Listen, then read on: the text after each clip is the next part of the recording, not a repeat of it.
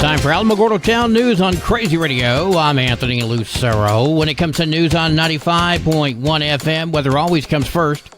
Snow showers will begin to taper off across the interior Northeast and Southern Appalachians. Fair weather is expected throughout much of the lower 48, with temperatures in the central and western U.S. running up to 10 to 25 degrees above average. A winter storm will continue to impact south-central portions of Alaska, with heavy snow and high winds expected.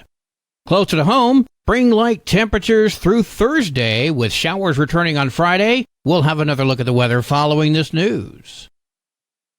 First things first, the state government tackles a growing concern to prohibit minors from doing something that the government feels they shouldn't for their own good. Are we talking about sex changes? Nope. Marriage. Marriage is what brings us together today.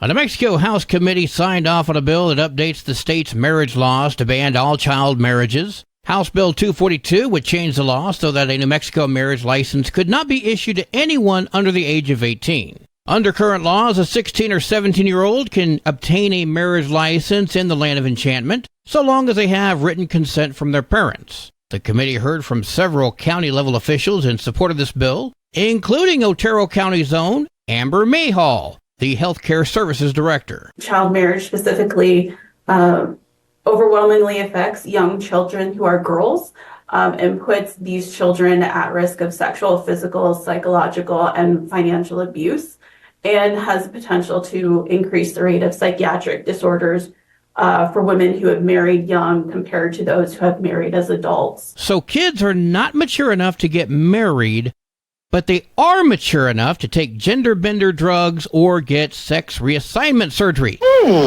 That sounds logical. Got it. Alongside the age change, the bill increases the fees to obtain a license from $25 to $40 and adds provisions which allow servicemen and women who are deployed or outside of the state to get married virtually. I would say make the marriage requirement $65 and raise the license fee to, $3,000. New Mexico would then see the lowest divorce rates in the nation. The Alamogordo Fire Department and Alamogordo Senior Center are teaming up to provide adults over 60 with smoke detectors. I spoke with Lieutenant Will Skaggs. Right now, the Senior Center is taking sign-ups for anybody who, in the elderly community, who may need a smoke detector or who may have expired smoke detectors that need replacement. So what we'll be doing is installing up to 2 free, brand new lithium-ion batteries.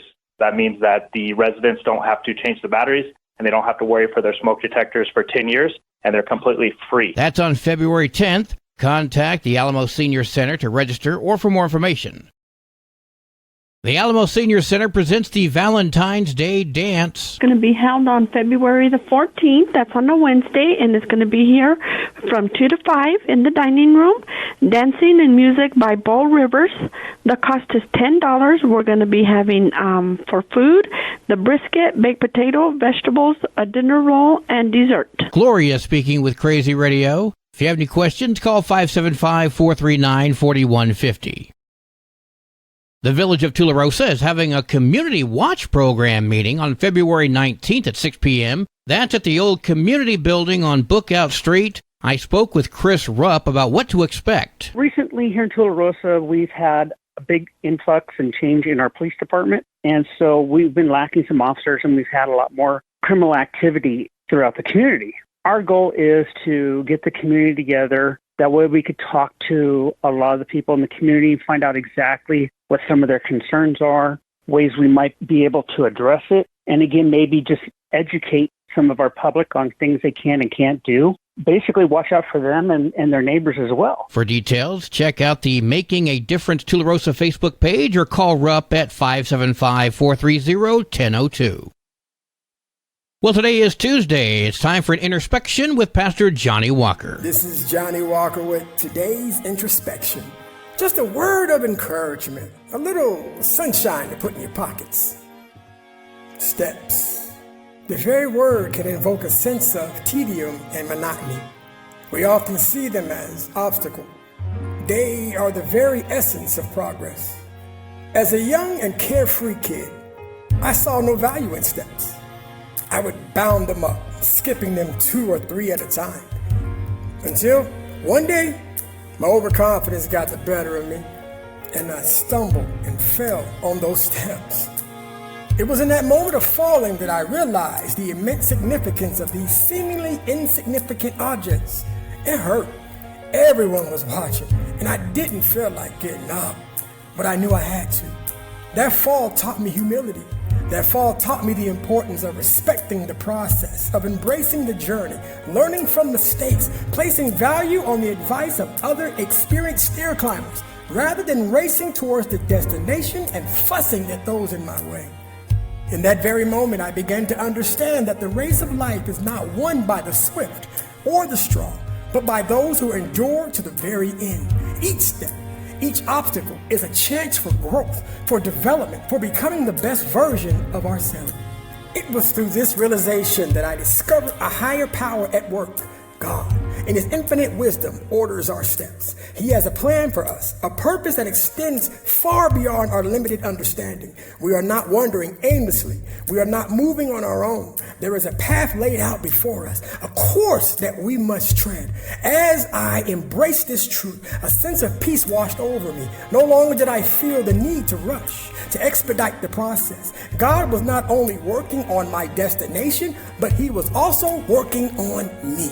Sometimes He made me wait. Sometimes He made me slow down. But every step, every moment of delay was part of His perfect plan for my life. In due season, with your heart aligned and your eyes fixed on the prize, you will reach the heights you were destined to conquer. So, do not despise the steps before you. Embrace them. Understand that they are not only leading you to a higher level, but also perfecting you in the process. Stay on track, for your time will come. Your steps are not wasted. They are part of a greater preparation towards a greater blessing. Y'all be blessed. Be a blessing, and we'll see you back here next week, same time on Crazy Radio. News from around the state in just a moment. This is Alamogordo Town News on Crazy Radio. I'm Anthony Lucero. Local news from local perspectives, from local voices. AlamogordoTownNews.com. Local sports, local events, and local happenings, and more. Owned and operated by Second Life Media. We are Otero County. AlamogordoTownNews.com. Heard daily on Crazy KALH Radio 95.1. Directory Plus is the right size book. It's the book if you need a phone book. That's what just one person has to say about Directory Plus. With its red cover, features, colorful yellow pages, and lots more, it's no wonder people all over use Directory Plus. It has so much more information. You can cross-check phone numbers or addresses or pretty much anything. Look on the plus side, Directory Plus. I'm a big fan of Directory Plus. Zachary Ray Gonzalez, age 28 of Hobbs, was sentenced to 5 years and 3 months in prison for being a felon in possession of a firearm. Gonzalez pled guilty in federal court to the charge on July 10th. According to court records, on March 19th of 2022, deputies from the Lee County Sheriff's Office conducted a traffic stop on Gonzalez for an arrest warrant for first-degree murder. Gonzalez was arrested, and when deputies searched his vehicle, they found a handgun on the rear passenger side floorboard. Because Gonzalez had multiple prior felony convictions, he was not permitted to possess a firearm or ammunition. Gonzalez pled guilty to state charges of voluntary manslaughter, armed robbery, and conspiracy to commit armed robbery. He was sentenced to 15 years in state prison, which will run consecutive to the federal 63-month sentence he currently has. So Gonzalez will be spending over 20 years in prison between his state and federal time. At the Roundhouse yesterday, state lawmakers discussed a new plan to rework New Mexico's high school graduation requirements. At a time when student attendance is very low, we're trying to re-engage students by emphasizing student choice in every single subject that is required. State Representative and high school teacher G. Andres Romero speaking with KOB. When students are engaged, they're ready, they're more prepared, they're willing to engage with their classes that they have. Did he just say classes they hate and then correct himself to say have? They're willing to engage with their classes that they have.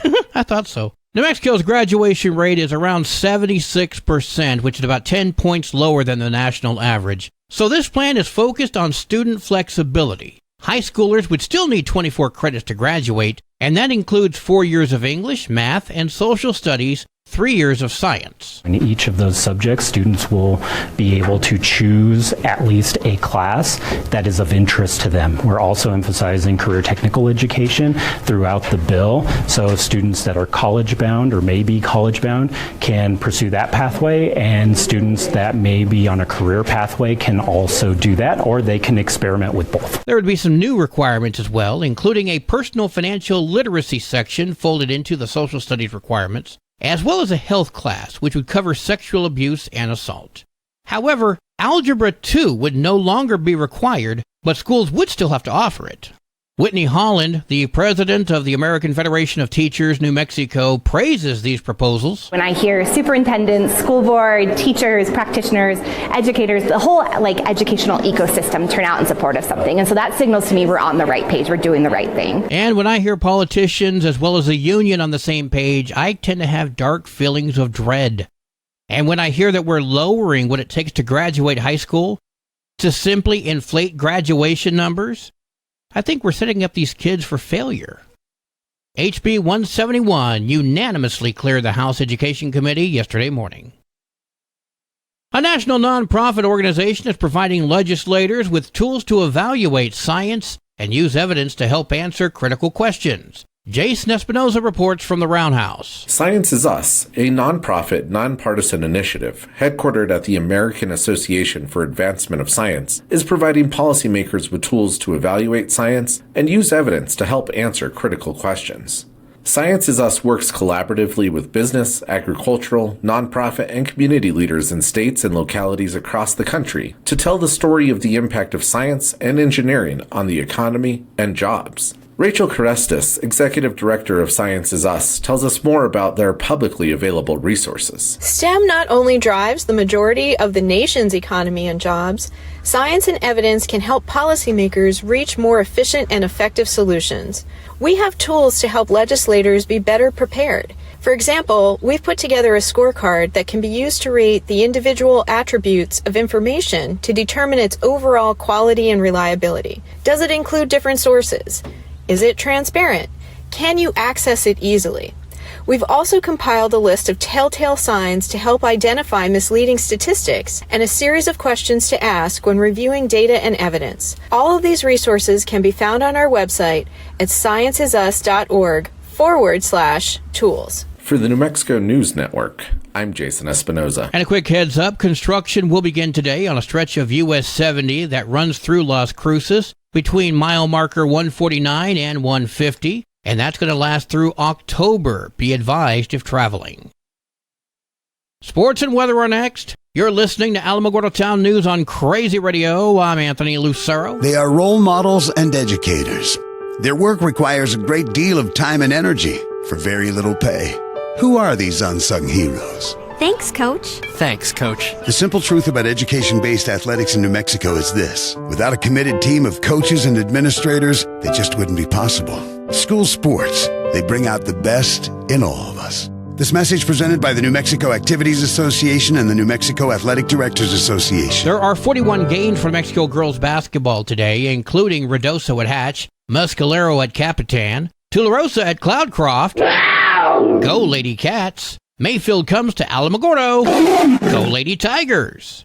There are 45 games for New Mexico varsity basketball today, including Cobry at Silver, Mescalero at Capitan, and Tularosa at Cloudcroft. Wow! Go Wildcats. Your Crazy Radio spot on weather forecast for the Tularosa Basin today calls for mostly sunny skies, mostly cloudy tonight, sunny tomorrow. Your high today in the basin, 64, low tonight of 42, high tomorrow, 64 degrees. In Cloudcroft, mostly sunny skies today, mostly cloudy tonight, mostly sunny tomorrow. Your high today in Cloudcroft, 47, low tonight of 30, wind chill's going to make it feel like it's 25. High tomorrow, 45, wind chill's going to make it feel like it's 25 degrees. Local breaking news can be found on our website, alamogordotownnews.com, and learn more about Crazy Radio by visiting kalhradio.org. Also, check out the Crazy KALH Radio YouTube channel. That's where we post our daily newscasts, complete interviews, and other information which concerns everyone in the Tularosa Basin. Be sure to give this video a like and subscribe to our channel if you've not done so already. That way you too can remain informed of the goings-on in the Tularosa Basin. Well, that concludes today's edition of Alamogordo Town News on Crazy Radio. I'm Anthony Lucero.